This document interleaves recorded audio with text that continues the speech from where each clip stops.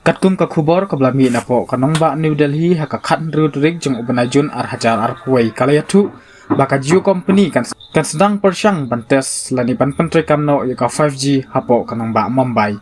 Katai ka Jio company ka baderu ka wei ki company ka bahe tam hapo kari India kala ongru bakan sa sedang banyak keren no bat kanukia company Samsung bat Ericsson company na benta ban persyang ya katai ka 5G teknologi hapo kari India.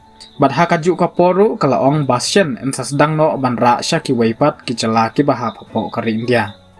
Ketika Jio company kala aldep ban apply ban persyang ban pyntreikam hapo kanong ba Delhi, Hyderabad bat ka jela Gujarat.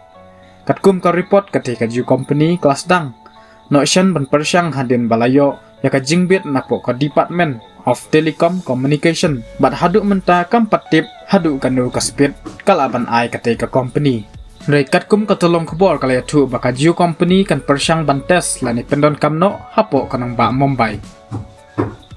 Kat ba sya ki wei pat ki jala kan sasdang kham hadin. Katai ka jingpen bana jong katai ka Jio company kadai hadin baka company Airtel kelas dang ban persyang ban pyntreikam ni pyntreikam hapo ka Gorgon Cyber Hub area.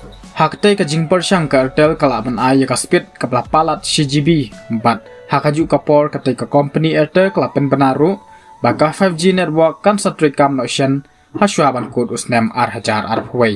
Haki benai beladep ka Department of Communication kala ailat berkala syakru yaki Telecom Service Provided bakin tes yaka 5G teknologi hapo kari India bat katai ka Department ka aipor kemba Henry benai bantes ya katai ka 5G.